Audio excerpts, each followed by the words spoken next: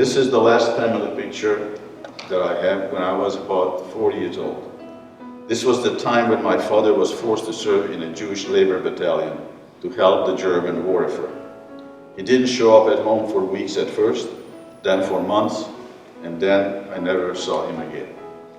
My father's face began to fade in my memory after not seeing him for a year or more. Shortly after I turned 6 in January 1944, the full force of the Holocaust reached Hungary. Germany occupied or controlled most of Europe. By 1944, at least 4 or 5 million European Jews, including more than 1 million children, died in the Nazi killing fields.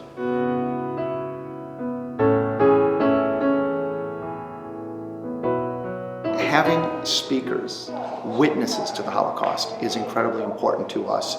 We can have a museum that shows graphics, pictures, but to have someone to say, I witnessed this, that I was there, helps to make an impression for the students that is completely different than if it's taught without a first-hand witness to what goes on. So when someone does it as well as Mr. Ratonyi does, the students walk away knowing that they have really witnessed history, not just heard about it.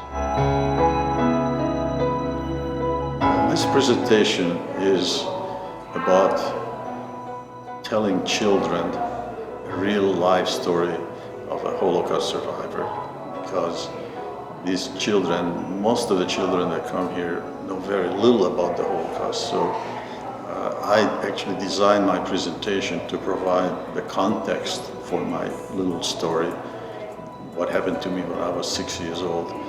But the idea is not just to tell them a childhood story, but put it in the right context of why it happened and what was going on at the time when this terrible tragedy happened in Europe, right alongside with World War II.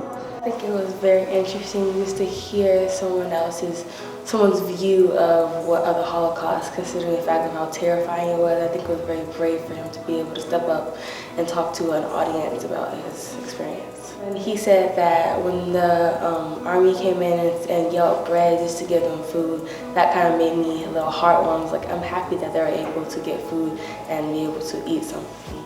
To know that our world has gone through that, and that he said that we have a line between good and evil, and that we have a thin line between our heart.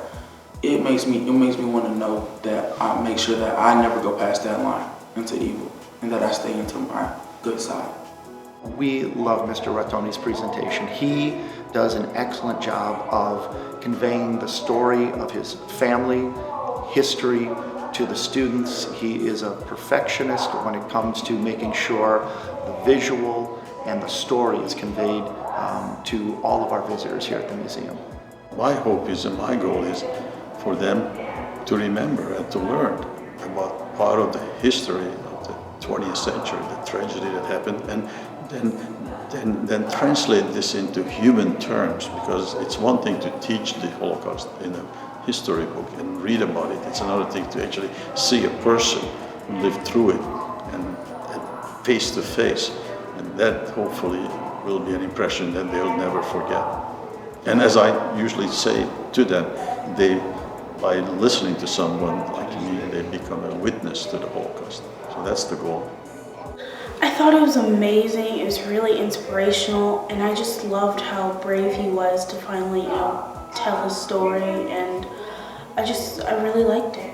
Well, I can definitely tell people that I came to this museum and heard somebody who was there, who told their story, and I can just kind of pass on the information to other people.